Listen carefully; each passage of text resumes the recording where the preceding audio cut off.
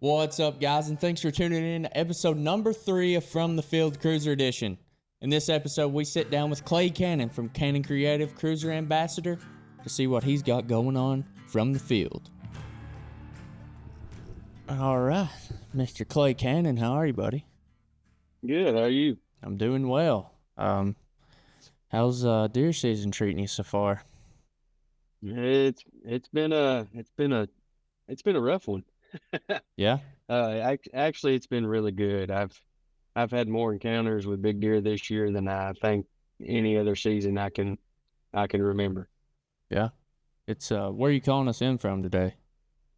Clarksville, Tennessee. Okay, just right down the road. I didn't realize you was that Just close. right down the road.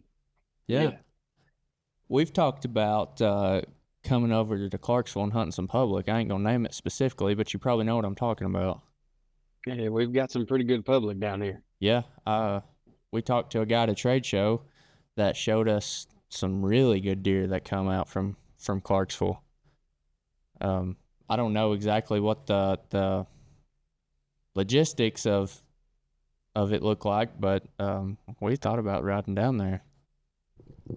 It's pretty easy. You just got to put in a little time and effort, just about like everywhere else. Yeah, for sure. What have you killed this year yet?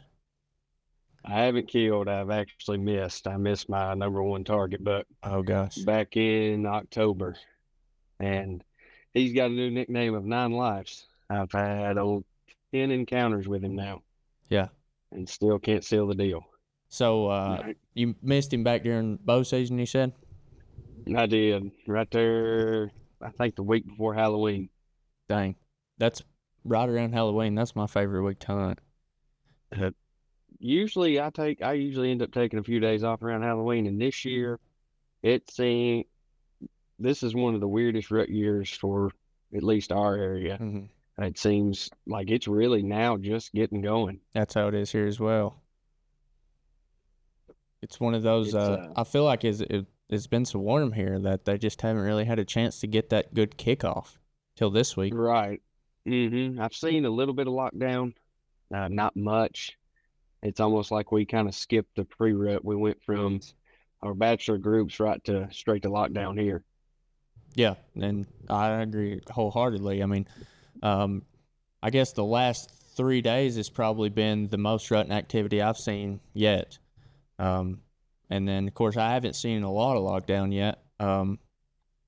But, I feel like the next few days they're probably going to stay on lockdown.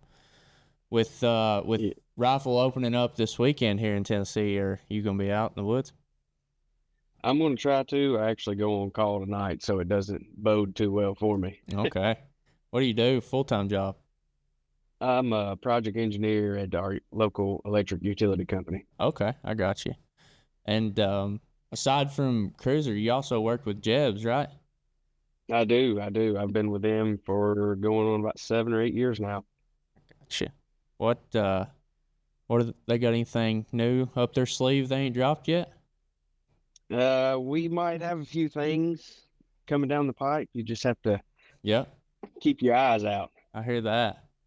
Let's talk a little bit about, what really the whole point of some of this stuff, this new series I started, is just to get in with some of our guys and just, what you're seeing or how you're hunting or what are you seeing? I mean, as far as your setups, like how are you setting up on deer right now? What kind of areas are you hunting? I've been bouncing back and forth. I've got 3 farms that I primarily hunt. They all set up different. One is a cattle farm, working cattle farm. So there's no food plot. It's just big hardwoods, big pasture fields. So I tend to try to keep out of there till right now and slip into the bedding areas. And I've been in there twice now and had some really good encounters. Our number one shooter here at the house, he is thrown. It almost looks like a hernia. I saw him the first night, and I'm a little nervous that he may not make it if we get a hard winter. I'm still not sure what happened to him. He was running with the velvet deer I killed last year. The other farms are both ag farms. cut hay off of them, tobacco, stuff like that. I've got a food plot on it, and that's where my number one shooter's been. And I've been tending to the food plot pretty hard on that farm. It's really pulled in the deer. I think out of the 20 times I hunted in October, I saw a shooter buck in most people's, caliber of shooters, every single night. Yep. I've seen my number 110. So it's working. It's just the matter of closing that small gap of him being in range for a bow. Yeah, for sure. And we've got another really big farm out towards Cumberland City, and it's big hills, hollers, real hard to hunt, wind swirls everywhere you go. So I try to get deep as I can and just stay in there with them all day. No, not really hunting any food, just more or less path corridors and bedding areas. Yeah. So essentially, between your two farms, they're completely different hunting styles, is what you're saying. Yeah, all three they all set up different. I've got to hunt different, go in different each and every time. Yeah. So, will you bow hunt all year long, or will you gun hunt as well? I usually tend to bow hunt 90% of my time. This year, I've had the itch to break out the rifle once rifle season gets here. Yeah. Being that I've had so many close encounters, but it's still, I'm a diehard bow hunter. Yep. I really like getting in tight and playing that chess match to where I won. Yeah. Oh yeah. And I say that I use that same analogy all the time. But it's very hard to not pack a gun when you know every other farm all the way around you is. It really is. I think I want to say about 3 years ago, it was opening day rifle. I was going in on some public land, and I actually took my bow and actually harvested a really nice 8-pointer. And that one sticks to my brain every time I go to pick up a gun, going, "Hey, it still can be done." Yeah. Same scenario for me, kind of. But opening day of muzzleloader this year, my target buck walked 10 yards behind me, and I shot him with a muzzleloader. And first thing I thought of was I would a whole lot rather had my bow, but it's one of them things. And here I am sitting at home during the rut because I'm tagged out. But Hey, sometimes that's nice. You could be like me over here and just hoping for a shot opportunity. it's a blessing and a curse for sure. A blessing being, I've done what I set out to do. A curse being, I don't know what to do with my free time anymore, and I'm not doe hunting during the rut. So I heard that. we got 3 does a day this year, and I've been adamant like I need to kill at least 3 does off my farm, but I don't want to go, but I hate not to go, but I hate to go because I know what'll happen when I do. It's one of them ordeals. Yeah, it's a blessing and a curse at the same time. Yeah, for sure. What kind of equipment you running in the stand with you? So, been running the CRÜZR sticks. I absolutely love them. They're so light compared to all the other sticks I've ran in the past. I've been bouncing back and forth from the big CRÜZR platform and the small one, depending on how far I'm having to walk in on some of these places. I usually tend to keep my big platform up on my food plot and run and gun with a smaller one. Yeah.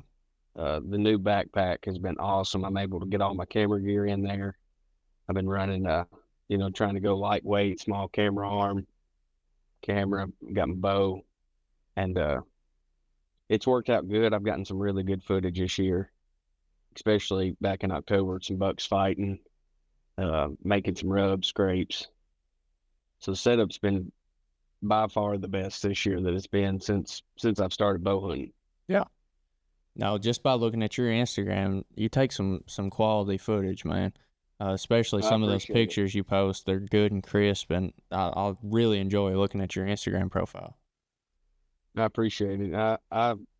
dabbled in photography since I can remember. It started on a cell phone, and I've ended up with a couple $1,000s worth of equipment. Yeah. Just really just to have fun and enjoy it and cherish the memories. Yeah. What kind of camera are you running? My kind of my mixed use one is a Sony A74, Yep. and then I've also got a Canon AX40, and that's more of my running gun setup because I've got the easy switch of focus and zoom. Mm-hmm. When I'm in a tree big enough, and I know that I'll have the time, I've got plenty of shot opportunities. I'll run my Sony A74 because it's a little bit more to focus in. Keep all the settings right instead of everything's close to auto. Yeah. When you do self film like that, do you have like a system? And me and Connor Mobley was talking about this. Of he kind of has like a system of how everything goes in his pack and comes out of his pack. Absolutely. I try to make the best of it to where it's easy to get out, it's quiet to get out. That's probably my biggest thing. I'm real big on scent control and being super quiet, undetected as I go in. So Yeah. it takes me a little bit in the mornings to get going because I got to get all the batteries in the right spots and camera in the right place and camera arm strapped in. But it's pretty flawless, once you get it going. Yeah, for sure.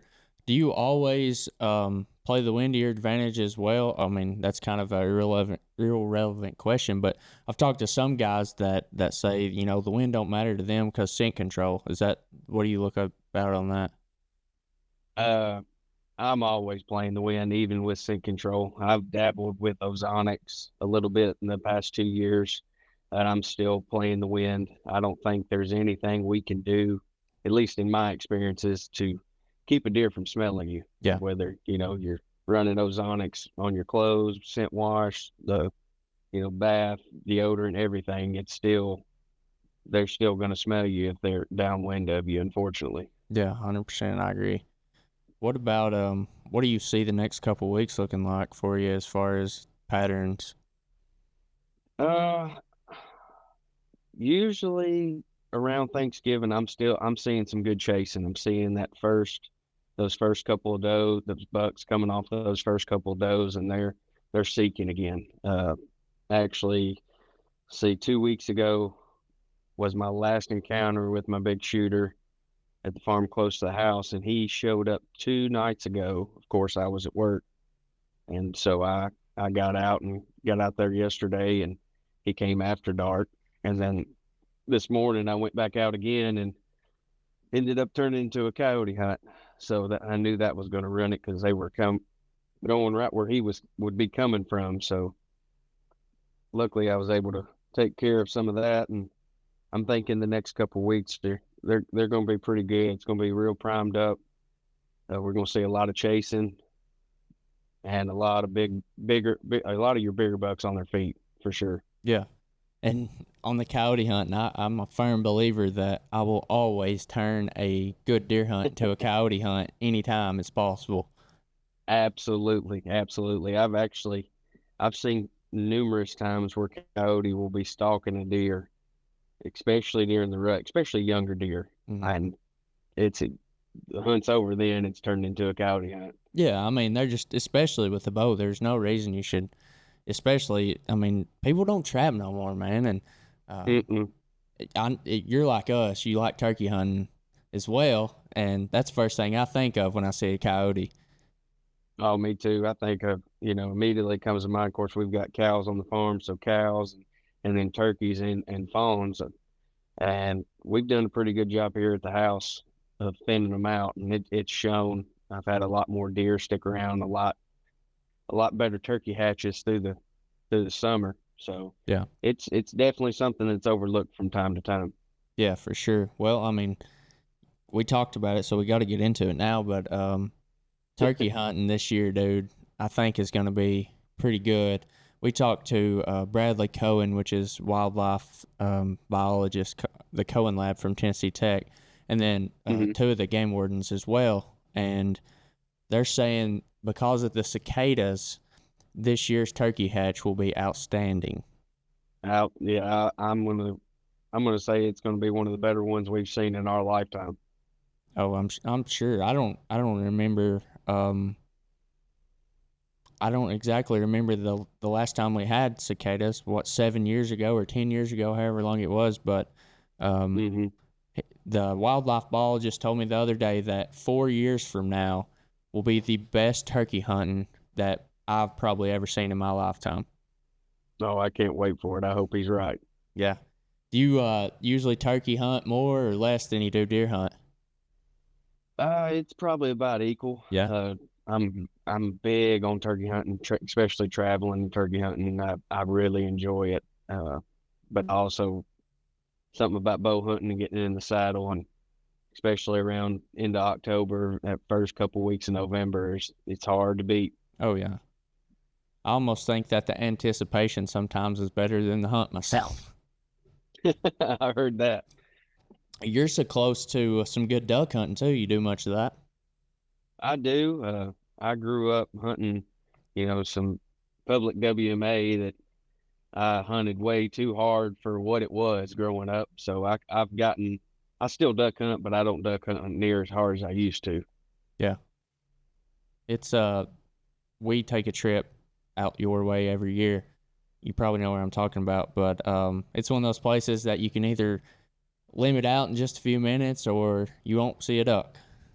Yeah, that's usually how it is down here. It's either hot or it's not. For sure. You ever hunt out of state much for turkeys or deer? I'm gonna try and dabble next year in uh, the deer area. I've been contemplating trying Missouri, going out trying to get in Kansas, going out west more. I've hunted Kentucky growing up. I've had some pretty good success there, but I haven't been up there in a while.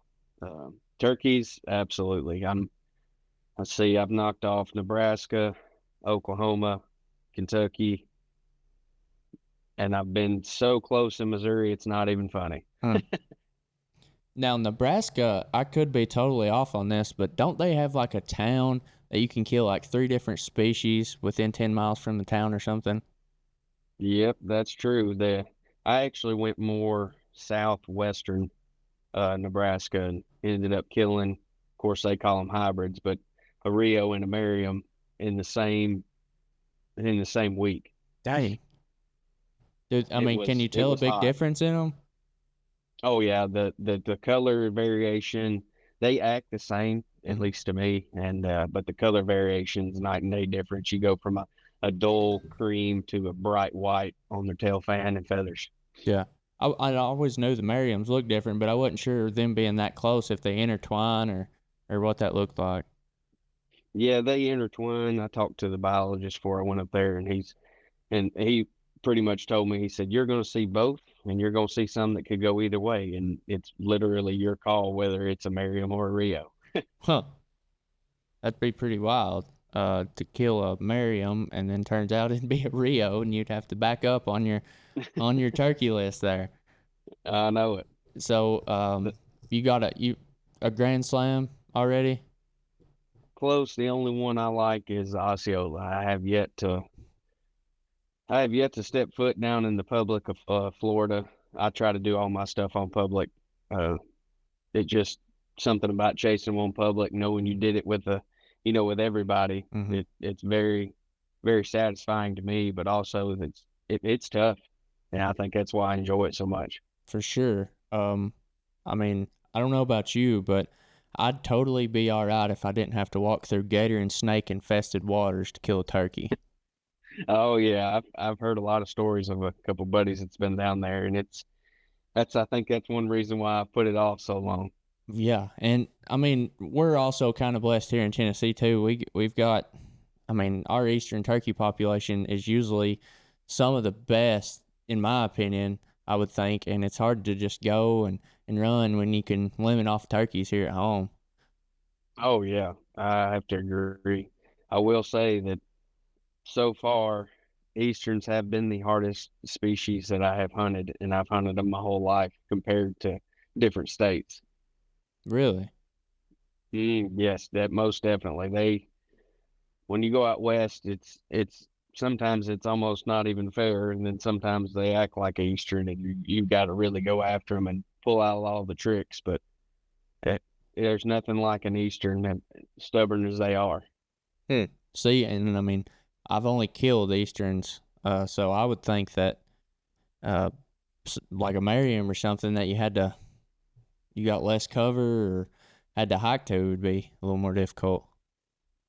It's the hiking can get to you. Of course, I usually go out west elk hunting, so it's not too bad on me. It more or less you're dealing with more people pressure than you are, birds being outsmarting you. Yeah. You got one in particular story that just replays in the back of your mind for turkey hunting? Yeah, I was in Nebraska. The Nebraska hunt was a once in a lifetime hunt. I got in there uh the morning before I actually killed the turkey, and it was super foggy, and had a couple of birds around me, and ended up getting in tight on the bird when he flew down, and just I couldn't make it out that he was 30 yards. I would have told you all day long he was 60 plus, so I let him walk, and I got back in there that evening to try to catch him coming back to roost, and turns out when I ranged it, he was only 30 yards. So the next morning, he roosted across the road behind me, and I got in there super, super early. I want to say I was in there 2 hours before daylight. And when the sun started to come up, I realized that I was way too close for comfort for me because I didn't have hardly any cover. I was actually sitting in front of the sapling was in front of me, and it had two small cedar trees on each side of it. So anything to my backside, I was wide open. And both gobblers, it was Rio and a Merriam, flew down. One flew in the creek bottom, and one flew down in front of me about 100 yards. And all the hens were probably within 40 of me. And they got down there and got to fighting, and all the hens pitched around me like wood ducks and landed. I was just started looking down, and feet were all around me as I was looking down. I was like, this isn't going to end well. And they started easing on by me, and I looked up and hit a call real quick. And I guess the turkey that had won had come running up the creek bank, and here he come running right at me. Mm. And I think that was one of the funnest hunts, mainly just because I want to say 15 trucks passed me that morning while I was sitting on that tree. I could hear him coming behind me down the road. Dang. Yeah, that you didn't have to do nothing besides just sit there essentially. Essentially, it was really cool to see, especially when all those hens started pitching out of the trees right all over top of me. I just knew it wasn't going to work then, but they didn't see me, so I got really lucky. Dang. Yeah, that would be. Did you film any of that? No, I didn't. That was back way back before I was even filming anything, so it would have been really cool to actually catch that on film. Yeah. Do you think packing a camera makes hunting harder for you? Oh, absolutely. I'm pretty sure the old tale of a camera curse is a real thing. Yeah. It's essentially, in my opinion, it's like you got to shoot something twice. Once with whatever you're hunting Hmm. with, and once with the camera, and then just pray you got the footage. Self filming anyway. That that's 100% correct. I know last year I killed that velvet deer on film, and luckily got everything on film, and of course I was so amped up I forgot the any interviews, any recovery videos. I was just fired up and hot. It was, I want to say the heat index that day was like 105. I It was remember it. absolutely miserable. But I tried to sell film, I think 30 times after that, and couldn't even see a deer uh, on and get any footage of any deer. And the day November 1st, I remember it. I left my camera in the truck because it was ridiculously cold, and I made a move midday, and I ended up shooting my target buck on that farm at 8 yards. Picture perfect. It happens like that every single time. Every Every time time. you leave the camera, you're gonna kill something. Well, I've got the opposite of that problem with the camera. I packed a camera this year. It was like the first little cold day we had in October. It was like a Tuesday. I shot a Hmm. I shot a 6 point that was just a management buck. come in at 30 yards with a bow, camera, got him perfect. I went to watch the film back. I wasn't paying attention because I done made my mind up. I was shooting this deer and it was real thick. I watched the film back and it ended up my target buck was in the woods 25 yards behind him. Oh no. You talk about make a man sick. Oh, that would make me sick. It was one of, and I ended up just trashing the film. I was like, you know what? It ain't even worth it no more. I don't even want to watch it. Yeah, but no, it's Chad, the owner of CRÜZR. He's working on the turkey hunting fix. I don't know what it's looking like, but definitely something for you as much as you turkey hunt. We'll keep you in the loop about. Yeah, I'm excited. I've heard a little bit of the rumor that something was coming down the pipe, and I'm very excited to see what it is. Yeah, we got some. He's working on quite a bit of things. I mean, we're all hunters here, just as anybody else is. So we try to figure out what works best for us, or what we could do better. Or there's a lot of stuff coming for sure. But if somebody wants to reach out and see what you got going on, where can they find you? They can find me on Instagram, Facebook. They can reach out on there, Cannon Creative. Reach out any questions, any tips. Heck, even if they want to come over, and I tell everybody it's interested in the saddle game. Most of them are scared because most of them are big boys like me, and Yeah. I get them to come over and I get them in the saddle, and they're hooked from then on out. So anytime anybody wants to reach out, feel free. Yeah, absolutely. And this spring, we need to meet in the middle. I mean, Cookville's not that far from Clarksville, and surely there's somewhere we can hunt in the middle and try to Oh, lay some absolutely. birds down, man. Yeah, we can get on some birds. Y'all can come down here. I'm more than welcome to get a bird on. Hopefully, get some good film. At least we'll eat good. I know that. Yeah. Look here, a bad day in the woods and a good day at dinner, it's all the same. That's right. That's right. Well, man, I sure do appreciate you stopping by today for a short little conversation. Hope the rut treats you well. And if there's anything we could ever do, just give us a shout, brother.